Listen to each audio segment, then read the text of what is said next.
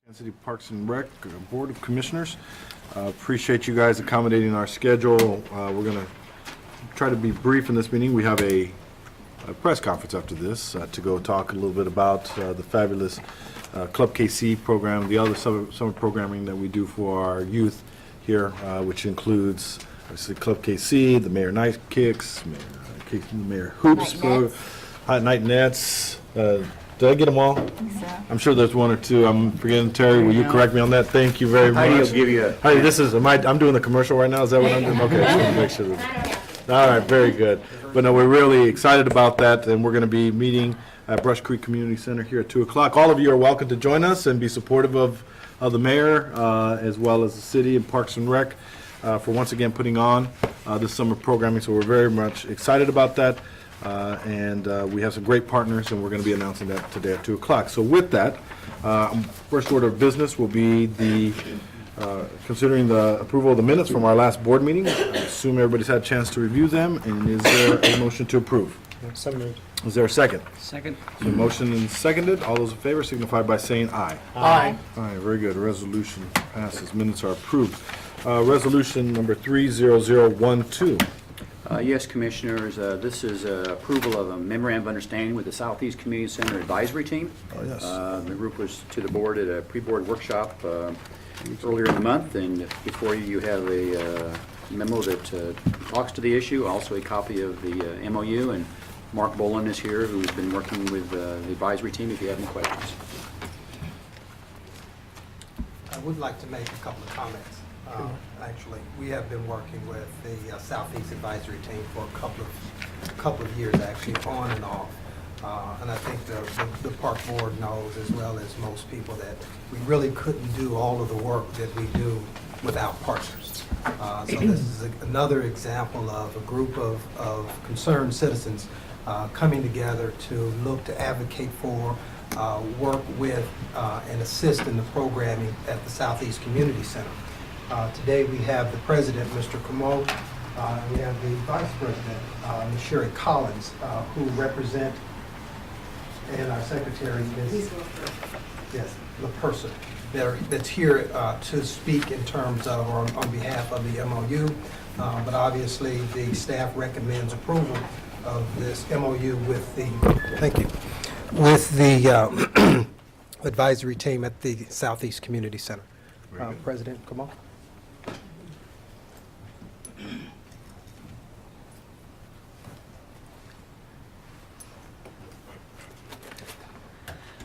My name is Xavier Como, President of the Advisory Committee here for the Southeast, and I'm very proud of our group.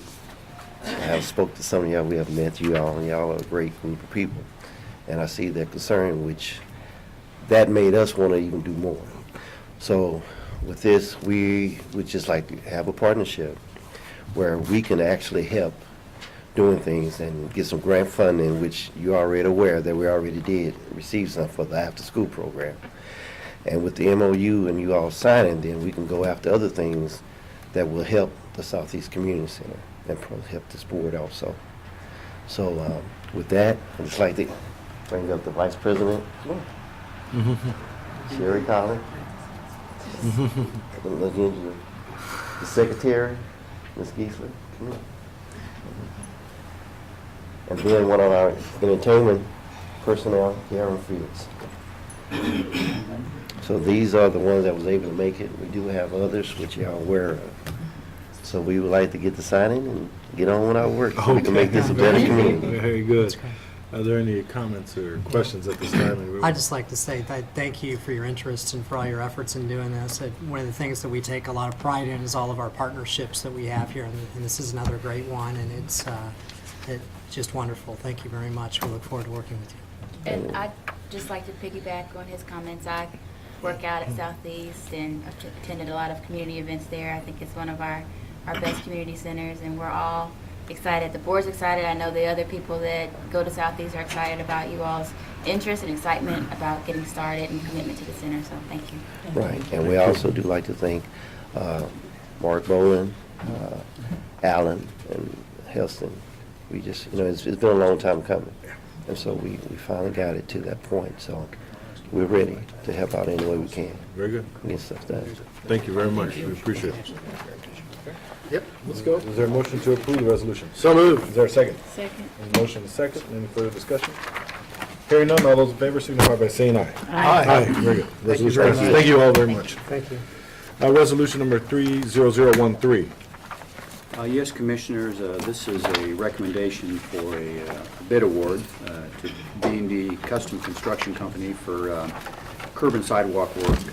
In the first paragraph, it mentions the locations that would impact. One of those is in front of this building, by the way, which is tied into the work that goes on down by our soccer fields. Recommended award. If you have any questions, I know Travis is here, and I think he wanted to add some more information to you on some of the alternates also. Please. Good afternoon. It's almost afternoon, Commissioners. One of the questions that was asked previously was about the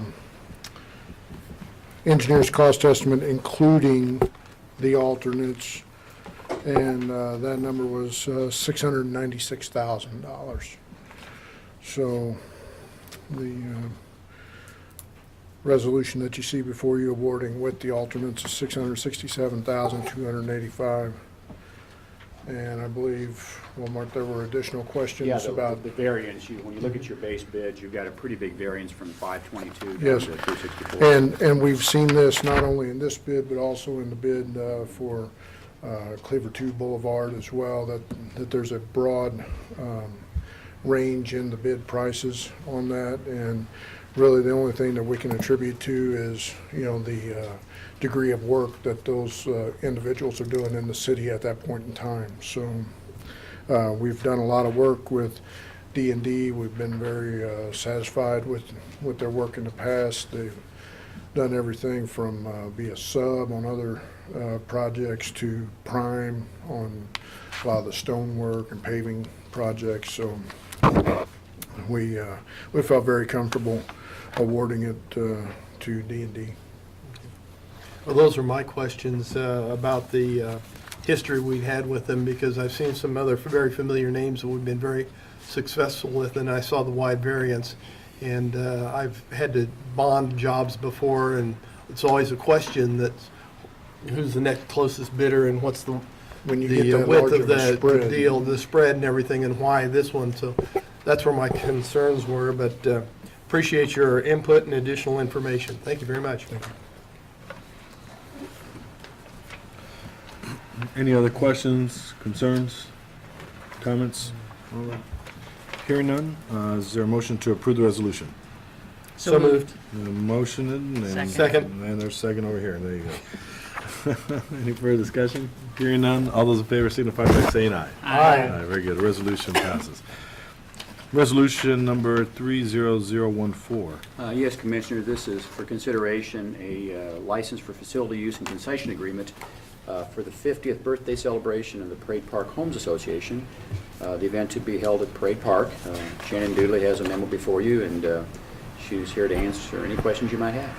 Good afternoon, Commissioners. Afternoon. Shelley Foster is here representing Parade Park Homes Incorporated for you guys, if you have any specific questions.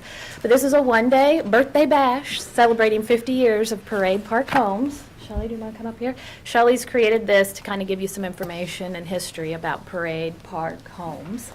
But this is July 27th, big birthday bash. There's going to be vendors, etc. So Shelley, you want to go? Well, as many of you already know, I'm sure, Parade Park has been around for a very long time. We are the first African-American co-op in the United States, and we are celebrating 50 years as the drumbeat in the 18th and Vine Jazz District area. And this 50th celebration, we want to bring the community all together, those who used to live in Parade Park, those who currently live in Parade Park, and open to the public as well so that they can join in on the celebration with us. And I'm here to answer any questions that you may have.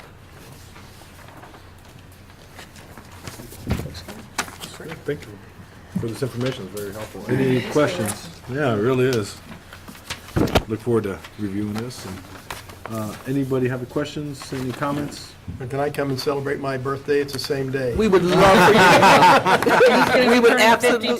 We would absolutely love for you to come. And the theme is proud to be 50. So those of us who have already passed that mark, we can all say that with a lot of pride, proud to be 50. Very good. Thank you very much. Is there a motion to approve the resolution? So moved. Is there a second? The motion is seconded. Any further discussion? Hearing none, all those in favor signify by saying aye. Aye. Very good. Resolution passes. Thank you so much. Thank you. Resolution number 30015. Yes, Commissioners, this is another facility use and concession agreement that Shannon is handling for us. This is an event scheduled to happen on July 20th up at Tiffany Springs Park. And tell us about it, Shannon. Drenched 5K. July 20th, should be really hot, probably dry. So this is a big water fight, basically, 5K. So they will be getting drenched. At the very end, going through the finish line, there's a big slip and slide. So that's how you cross the finish line. So it might be really fun. It's just a one-day event, and we have capped them at 5,000 participants. They're still trying to secure some parking. They do know they need to do that for Tiffany Springs. No running on any of the ball diamonds, or they'll be going around those and using a course similar probably to Warrior Dash, but it's not near the obstacles or the setup. They just come in the day before, so. What was the number on Warrior Dash? Well, 15,000. Okay. And it was the two-day event. Right. But they did have to, close early due to the extreme heat. But this one, heat won't matter because you're going to be drenched, so. There you go. Are we gonna put together a parks team for drenched? No. I think the team captain's on your right there. Very good. Any questions of Shannon regarding this event itself? All right, hearing none, is there a motion to approve the resolution? So moved. Is there a second? Second. Is the motion seconded? Any further discussion? Hearing none, all those in favor signify by saying aye. Aye. Very good. Resolution passes. Resolution number 30016. Okay, another one that Shannon is handling. This is an event down in the Crown Center area. Go ahead, Shannon. Annual event, Antique Festival. Amy Berridge is representing Crown Center Redevelopment Group. She's here if you have any questions. They closed down grand, and there's lots of antique vendors out there. It's on the 8th and 9th of June. Do you want to say anything about the event? She's good. Okay. Unless you have specific questions. Yeah, are there any questions? Well, I'm just wondering how many people might be coming to that. We typically have around 5,000 attendees, about 100 vendors. It's become a regional event. We draw from Kansas, Oklahoma, Iowa, various states in the area. So. Good. Okay, fantastic. Any other questions? Okay. Is there a motion to approve the resolution? So moved. Is there a second? Second. Motion seconded. Any further discussion? Hearing none, all those in favor signify by saying aye. Aye. Very good. Resolution passes. Thank you. Thank you. Resolution number 30017. Yes, Commissioners, this is a resolution regarding the development of a Jimmy John's restaurant at 923 Broadway. You have a memo in your packet from Travis. And Travis here if you have any questions about this item. Any questions of Travis at this time? Yeah, I have a couple of questions. Rush hour, both the morning and afternoon, Broadway is almost at a standstill. And I have some concerns about a drive-through with traffic coming in and off of Broadway at that time of day.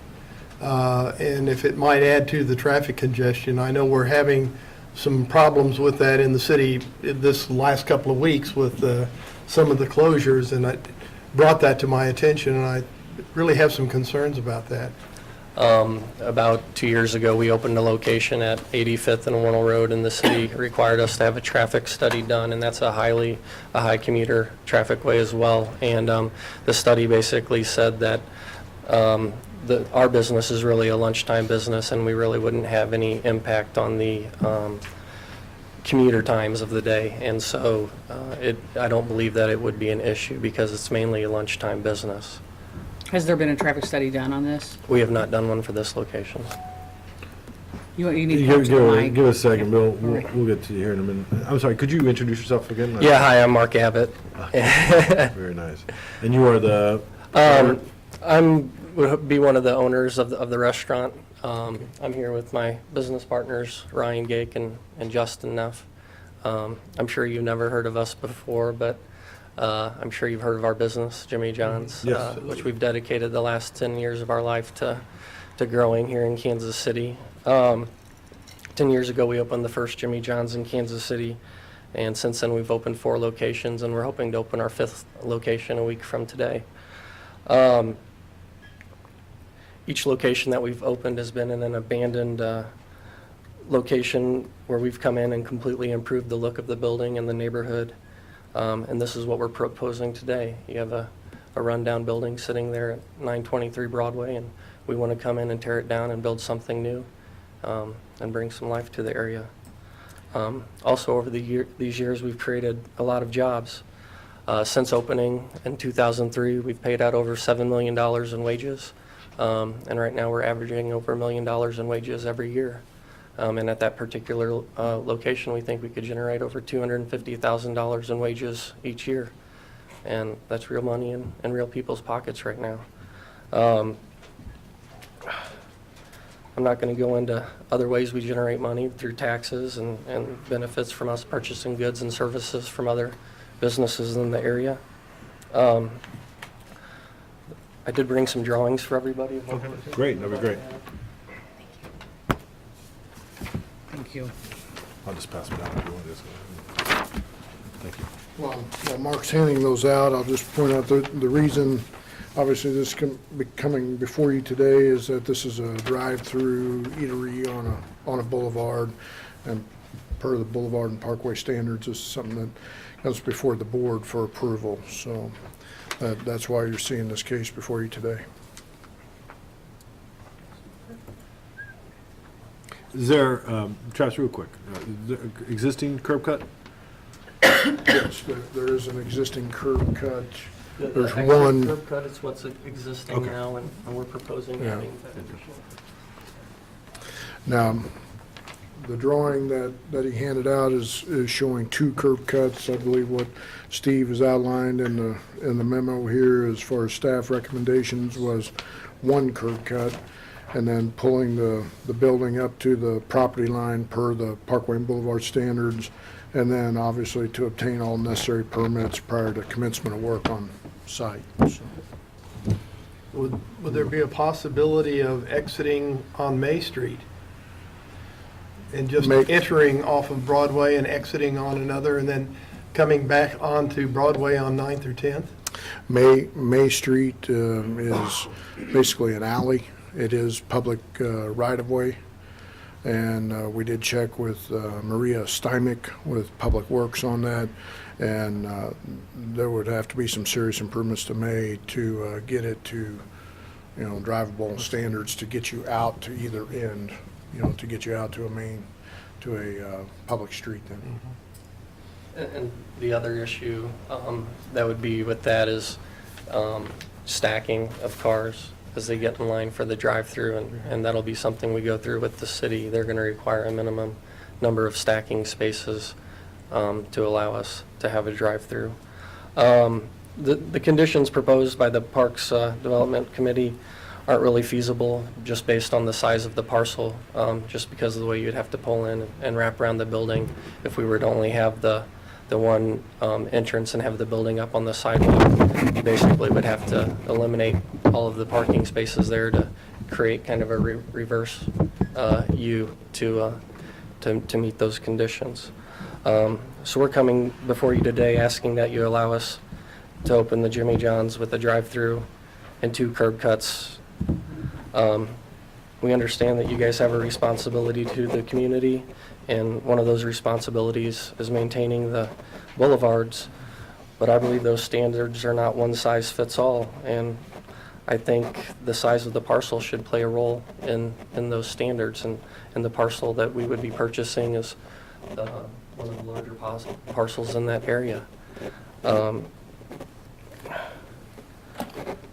Can I ask a question? Yes, sir. Just to get my bearings, is this right next to the right Majestic. north of the Majestic? That's correct. Okay. I drive it every day. It's kind of like a warehouse-shaped building, one story. Okay. Do all of your Jimmy John's have a drive-through? 2 of our 4 locations have a drive-through, but due to the cost of us purchasing this building and tearing it down, we wouldn't be able to afford to do it if we didn't have the drive-through. There's just a lot more potential, sales potential for us if we have the drive-through, because you can get more people in there. You don't have to have as much parking. You're not just restricted to people that can walk to your business, and people can come from a little further away. If you're anticipating just having lunchtime business, is that gonna like affect your hours of operation? Will you close earlier or? Well, I don't want to say we would only have lunchtime business, but that's where the bulk of our business comes from. But no, we always just, we test out different hours based on the area, and we go with that. And the only thing that might keep us open a little later is I know there's some nightlife right across the street there, so we may want to be open for that, and having a decent amount of residential in the area. It's nice to be around there for people in the evening as well. So what would the hours be? I can't say for sure. I don't know. We close as early as 7 o'clock at our other downtown location, and on the weekend we close even earlier, I think 3 on Sundays and 5 on Saturdays. And we have locations like in Westport that are open till 4 in the morning on Thursday, Friday, and Saturday. But I mean, it's not, just because we're open at 4 in the morning, we don't have 10 customers in there at any given time. You know, maybe you have 1 customer in there at a time. So it's not like there's a lot of traffic coming our way. I'd also like to point out we have the support of the Downtown Council, and we have Bill Dietrich here, who's the president and CEO, willing to speak on our behalf. We have the support of one of the largest property owners downtown, who's the one selling us the property, and they weren't sure about who they wanted to sell to until they saw our plan, and they were really supportive of our plan and thought that it was good for the area. We've also reached out to different workers and residents that we know that live in the area, and everybody seems really excited about the potential of us opening a location down there. I've got our architect, Daryl Hawkins, here with us. He's willing to talk to you guys more about the two curb cuts and why he thinks that's probably the best case scenario for us in this parcel that we're dealing with.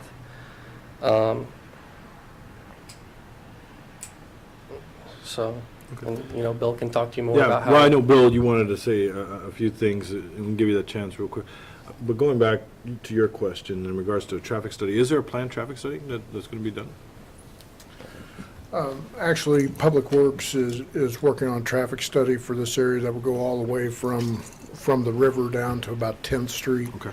And they're working on that due to the congestion that the councilman mentioned a while ago, as far as the traffic, that traffic pattern once you cross the bridge, or even trying to get across the bridge and then into the downtown part. That's where the congestion hits, and that study is being done ahead of. They're also doing a study downtown that looks at turning a lot of the one-way streets into two-way streets. This is separate from that. They felt strongly enough about it. I believe Councilman Johnson's been the one pushing this, and so this study is moving ahead of that other overall downtown traffic study. Great. So When is that anticipated to be completed by? I don't have an anticipated completion date on that study. I know that they've started work on it. Typically on something like that, they'll want to do counts, and they'll want to do it over a period of time so that they can look at different traffic patterns. You know, when you have peak season and so forth. Summertime is typically not a good time to do the traffic counts, because you got a lot of people out vacation, that sort of thing. So it's usually over a couple of seasons, so that they can get a good idea what the peak traffic flow is in that area. Understood. When you did the traffic study for the one on Warnell, That's is it correct. something you did or you had the city do? We hired a third-party company that came in and did it upon the city required us to do that. And how long did that take? I can't remember at the time. It's been a few years since we did it, but I don't think that us having the 2 curb cuts versus 1 curb cut is going to change the impact that it would have on the traffic down there. You know, it's still the same number of cars going in and out. It's just, you know, you have 2 separate, an entrance and an exit versus 1 location where both cars are entering and exiting. Bill, did you want to go ahead and say something? Sure. You'd like me to? Please, Okay. because you raised your hand back there. so- No, that was you never raise your hand in the back. That's a fatal error. No, actually, I wanted just to add a couple of things. I can shed some light on the traffic the studies going on and where the traffic, where that is, and two-way street conversions as well. And so if you want, I can answer some kind of Sure, it'd be specific helpful. questions on those for you. The traffic on Broadway is real, and it is an issue. It's generated from commuter traffic into the businesses along the corridor. Currently, the city has, as accurately reported, has completed a traffic traffic study of the Broadway corridor.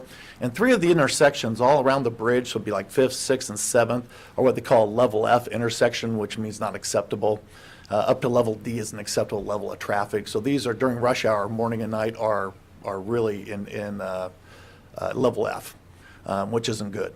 The city has developed 3 alternatives for the business community and the residents on and around Broadway to look at and give their feedback to the city on, and we're helping facilitate that process. Each issue deals with remediating that level F congestion, each alternative. The first alternative is kind of do nothing and live with it, which no one along the corridor feels is acceptable. The second alternative second and third alternative are both related to losing on-street parking. On-street parking gains you additional lanes for traffic mobility. And we're currently reviewing those alternatives with the businesses. They're giving us feedback. I'd say generally people along the corridor appreciate the need to relieve some traffic congestion, and I'm sure we'll be looking at alternative 2 or 3. Jimmy John's is not going to be a generator of traffic that impact. This is commuter traffic coming in the morning rush hour and in the evening rush hour. And it's been growing with us for a couple of years. One of the neat things going on in the area that excites me about this project and why we're here in support of it is a growing residential base. The Folgers plant, as you know, closed by Folgers, has currently the Alexander Group has the ownership of it, and they're looking at doing residential conversion into market rate and workforce housing units. Whether that project goes forward or not, those properties have huge interest in the development community. They're very attractive buildings for rehabilitation. We have over at HOK's old headquarters, which is called the Lucas Place, 150 units, which is like just off Broadway, about at 9th Street, I think it is. Beautiful project, right across the street from the Phoenix. Mm-hmm. So we're having a kind of a growing residential base in the area. That'll be throwing in another 300 residents. The Folgers could be up to an additional 500 residents in there. And we have about, I bet we have close to approaching 3,000 people who live within just a few blocks of where this proposed restaurant would be going. I want to talk just a little bit about that. But first I want to close out. The traffic study, the two-way street conversions that were mentioned, those actually are going forward. And they're related to the streetcar project. The streetcar coming on Main Street. The city is looking at, under Russ Johnson's leadership, is looking at trying to redirect traffic off of Main Street. So if we make Walnut two-way, which we're going to, that'll let cars come in and out north-south off of Walnut. Baltimore from 10th south will be two-way. So again, we're giving commuters alternatives to ingress and egress into the downtown. And then 14th Street is being converted for the same reason, east-west. That will be east-west mobility. And all those will help the congestion on Broadway. They want to resolve it, but those will all make it better on Broadway. Again, I think the business owners are going to have to make some tough choices about on-street parking to really make that work. And in those studies, by the way, that the city's done would show that if you choose level 2 and or 3, those F intersections will drop down to D and C intersections. So I think we have a plan. We know the pathway to make Broadway better. This project isn't going to impact that conversation in a big way either direction. Why we support this project, and I appreciate you taking the time to work with Mark and his team on this. It really is pretty straightforward. I mean, there's a lot of things about blight remediation. This is about jobs, and this is about growing residential base for us. DST, who, as you know, has been one of the stewardship organizations on the west side, strongly supports this project and has helped us transform the west side of downtown. And this kind of food service just really adds more to the street life and giving people alternatives on what to do and travel within the neighborhood instead of traveling multiple blocks. You have the Majestic and you have Tanner's and Coffee. This is going to add to kind of a growing restaurant environment on Broadway that we'd like to see. And we appreciate the trade-offs we're making here, the second curb cut, when we're always balancing kind of pedestrian walkability and mobility and auto orientation over a pedestrian orientation, low density over higher density. So we're always kind of making these trade-offs, but for me, it comes down to this building that they're buying and remaining. It's been empty for 20-plus years. It's been empty for 20 years. The sidewalk in front of it is in horrible shape. This project will use the new streetscape standard to upgrade the sidewalks. They'll use the new landscaping standards to upgrade the landscaping. It'll have outdoor seating for diners and people, not only drive-through but walk-in guests as well. So it's not just a drive-through in my mind. As you know, we've been working with you collaboratively for years on the revitalization of downtown. I really appreciate your leadership and support on that from the initiative last year that we supported. We're currently working on Washington Square Park project together. We support the Mayor's Night Hoops program. All these things matter in creating a vibrant urban environment. And so I don't take this kind of shallowly when I know the trade-offs we're making. This to me is about blight remediation, it's about more jobs, it's about another amenity for the residents in the area. Downtown's made a lot of progress in the last few years. We have 20,000 residents living downtown, we need 40,000. We have 100,000 employees, we need 200,000. We have culture and art kind of thriving along, but all of this is really fragile. And in my mind, when you have a good business operator, Mark and his team have been great over at the professional building. With their venue there, very responsive to the community. We're committed to work with them to make this work for you. And so we're just asking for your support for another new business to locate in downtown. Thank you for your comments, I appreciate it. Okay. Are there any other questions, Mark, this time, or Travis? Is this the plan as it exists? Is there any further setback of the building, or is this? Well, we haven't gone through the plan review process with the city or anything yet. But we do agree with you and are very thankful that they. Yeah, come out to the mic, yeah. I tell you, Yeah. we want to make sure we get them off. Reminding you just one last thing. I'm sorry, thank you for your letting me come back up. The compromise made with moving the store to the sidewalk line, we were in agreement with that. We think that's a big move to maintain the wall because we have lots of surface parking lots, lots of missing teeth downtown, we could say, when we look at the real estate down there. So we appreciate that and Yes. support that recommendation. Great, thank you. Sorry, Mark, you were. Sorry. No, you're okay. What was the question? No, we were just asking about in terms of is this the plan? As it says, and you were saying that you're still working through This the is plan what we're review. proposing, but no, we haven't gone through the official city approval process yet. We wanted to start with you guys because ultimately it comes down to whether or not you guys are in support of this project. Understood. We can move forward. I think part of the challenge for us, Mark, Oh, sorry. part of the challenge I think for us is, we try to limit the impact upon our boulevards and parkways as much as possible.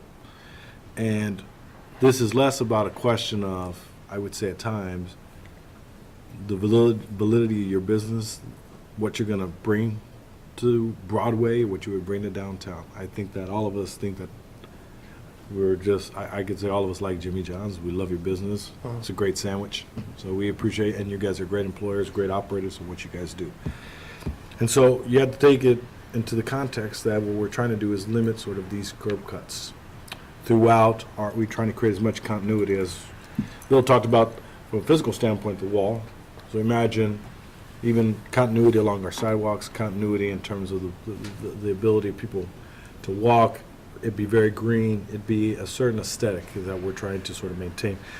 I see your point around, the need that this, one curb cut, no matter what, if it's a drive-through, it's a drive-through. You're going to get cars in and out. So I think, I think everybody here has hesitation right now because they want to understand it better and we want to think a little about more, unless there's any disagreement on that. It sounds like I don't feel like we have much of consensus at this point on this, other than to probably kind of wait, take a few more weeks to talk things through, probably have some more conversations with staff and yourself, and see where we kind of go from there. How does that sound? Everybody, I would agreeing I with would that? agree we ought to table it for a couple of weeks. so you're recommending that we're tabling? I so recommend. That's your move? Is there Yes, a I'm- second? There's a motion seconded. Any further discussion? Hearing none, all those in favor signify by saying aye. Aye. Very good. So the motion is tabled, and we'll be back Okay. in contact with you and discuss next steps, Okay. okay? Thank you very much. We really appreciate it. Resolution number 30018. Yes, Commissioners, this is a resolution for a architectural contract with Draw Architects for work at the Garrison Community Center. Again, you have a memo in your packet from Travis. It outlines the scope of services and the amount of the contract. I would recommend approval. And if you have any questions, Travis is here to answer those. Are there any questions of Travis in regards to this recommendation? Nope. Move approval. All right, is there a second? Second. The motion is seconded. Any further discussion? Hearing none, all those in favor signify by saying aye. Aye. Very good. Resolution passes. Resolution number 30019. Yes, Commissioners, change order number 4 with National Streetscape for a variety of locations. Indicated about that fourth paragraph, Roanoke Park, Fairfield Park, Briarcliff, Greenway, and Tiffany Hills Park. Again, recommend approval. If you have any questions, Travis is here to answer those. Any questions of Travis?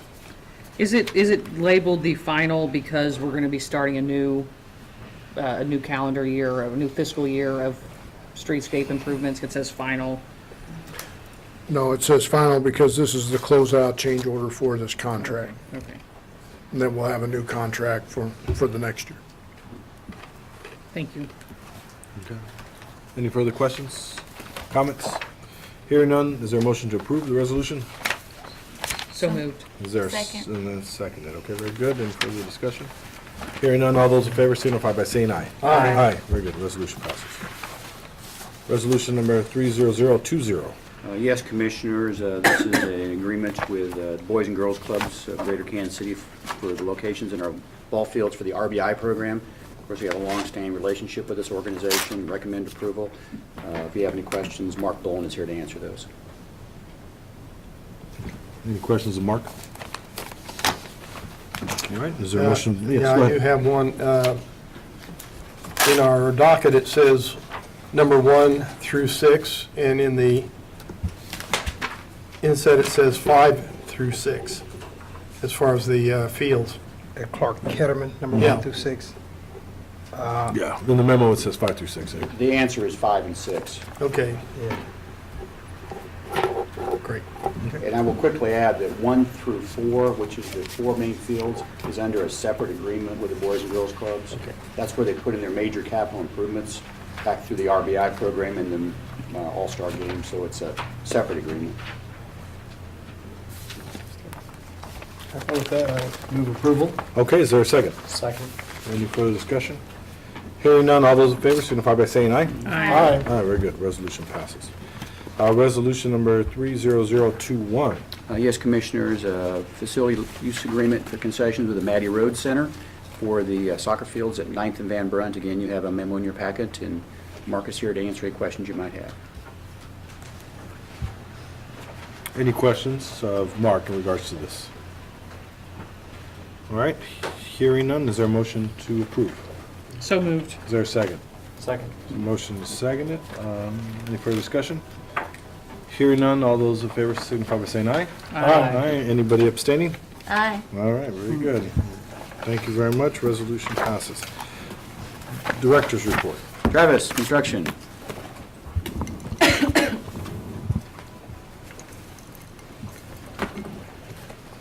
Well, instead of actual construction, I would bring by a proposal from a neighborhood that came in a couple of weeks ago asking us to consider one-way traffic through Luce Park over there.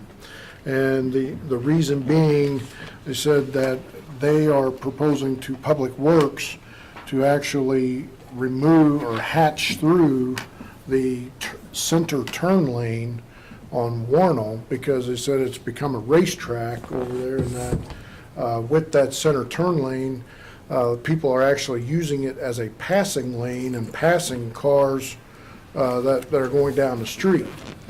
And so in this, as part of an overall plan, one of the approaches was to make the drive for Luce Park one way heading to the south.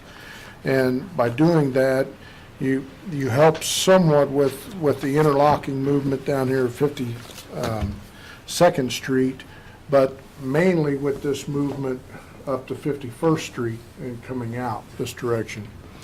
By having vehicles turn here, they're still far enough back from the intersection that they wouldn't interfere with cars making a left and going down 51st Street. And after hearing some of the comments and so forth and looking at this, ideally, if Luce Park was a new plan going in today, the first thing that we would do is look at the adjacent streets, and we would line those entrances up with the adjacent streets to stop the interlocking moves. Well, Luce Park's been around for a while, and so it's one thing to try to move this entrance and line it up with 51st Terrace down here, but you have the lake down here and this terrain, trying to line up this on 52nd Street down here would be next to impossible to stabilize that. It'd be a huge wall up here. It would just take away from the entire lake experience down here. But we thought that this one-way traffic would actually could provide us some benefit in that by having one-way traffic through here, it should help with some of the parking, especially parking for events and that sort of thing, because you're only looking for somebody coming one direction. And so it may also allow for some additional parking, parallel parking, to be striped along the side and maybe get some additional parking in an existing parking area without doing anything more than basically striping it. We thought, as a test, about running this for about a month, putting up signage and running from about the middle of May to the middle of June, and see what kind of response that we get from the users of the park there, to see if it's, a major no, don't even think about it, or, hey, it's working great, I'm able to get out, I'm able to do, everything I was able to do before. And really operate, do our test regardless of what ends up ultimately happening on Warnell Road. We did have a meeting today with Public Works, and I think the neighbors' the neighborhood anticipation of Warnell Road being overlaid this year was a little premature, because in talking with Public Works, they said right now that road surface is in good shape and they have it's not on their radar for an overlay. So what we would propose is simply doing our test independent of that, just to get a feel for if that's something that would be workable for the patrons. I like the idea of a test, but I'd also like if we could find a way to communicate to the users of the park, like why we're doing this, so that they aren't just affronted by the fact that there's a change, because, people kind of automatically respond to change in a negative way. Well, this is one of these long-term partnerships we have with organizations. And before we do anything, we need to talk to the Rose Society and everybody who aids and assists in the maintenance of that park and get their feelings on it before we do anything. I think it would be a mistake to betray their good work without their recommendation or their consensus that we do this before we even do an experimental. Well, and I would say one other party, and we well know this, is the Luce Foundation, of course, has say over certain aspects of the park itself, and I think it's important to make them aware of this discussion as well in their leadership. So, Okay? Great. Thank you, Travis. All right, thank you. Okay, Heidi, marketing. Good afternoon. Afternoon. I'm going to make this quick because, as you know, we need to get down to Brush Creek to set up for the Mayor's Night's news conference, which I did hand out some of the one-sheets to you guys, which gives you kind of an overview of the programs. Mayor's Night Hoops, Nets, Kicks, and Club KC are the 4 components of the Mayor's Night's programs that we do in partnership with the Mayor's Office and several other key vendors that help us implement the programs. We've been really busy this morning setting up all the social ways that you can keep up with Mayor's Night. You'll see we now have Instagram, Facebook, tweeting, hashtags, everything, so go ahead. Speaking of tweeting, I have set up your page as the Parks Board, and I noticed some of you are tweeting out, so very good. Thank you. One of you may be carrying the load for the whole board, but I won't say who. Anyway, have fun with that.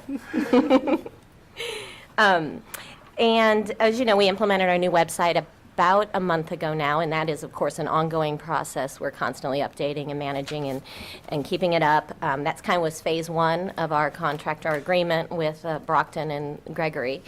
And they are busy working on our rebranding campaign and have some really fun and exciting and creative ideas for what we can do to promote parks, our amenities, activities, facilities throughout the summer. And they will be here in 2 weeks to go ahead and do that presentation. They were going to come today, but then this got all changed. But they will be here in 2 weeks. So I look forward to hearing what you guys have to say about their fun, creative, youthful things that they have come up with. We are busy working on a couple of big events that we have coming up in the next couple of weeks. First of all, we do have Chalk Walk this weekend in the historic Northeast. Are you going to guarantee it's not going to rain? I'm not going to guarantee anything with regards to weather. Or snow. Or snow. That's really sad, isn't it? But of course, we have National Train Day. You've been hearing me talk about that on May the 11th up at the Kansas City Northern Miniature Railroad. And followed by that, National Trails Day, which will take place on the new Confluence Trail down there by the Blue River and Indian Creek Trails. Really nice. I did a portion of that this weekend, walked a portion of it with the Volks Walk that was sponsored by the Trailside Center. It's very nice and it's a beautiful setting. Then we have the Dragon Boat races. So if you would like to be on that team, let me know. That was bad luck last year. The Can I be the anchor? Blazing Paddles will be out in full force again on Saturday, June the 9th. We don't need to defend our win because we lost last year, but Yes, we do. we can come back from the year before when we did win. And then on June the 9th, of course, we have the Ride the Fountains, which is the bike tour, and which is the prelude to the Festival of Fountains, which will take place at Union Station. So if you want to ride in the bike tour, let me know as well, and I can get you registered for that. Great. So off to Mayor's Nights. I'll see you all down there? Yes, ma'am. Okay, great, thank you. All right. Thanks, Heidi. Nobody has signed up on the public hearing sign-up sheet.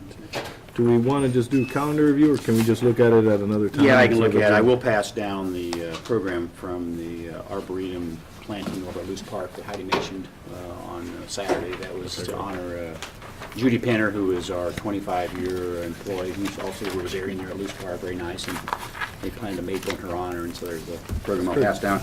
Also, I'll pass down a letter we got from Don Hall, the recognition of the sculpture park at the Nelson, named after him now, and that is now taking place, and there's a letter from Don acknowledging the board's support of that.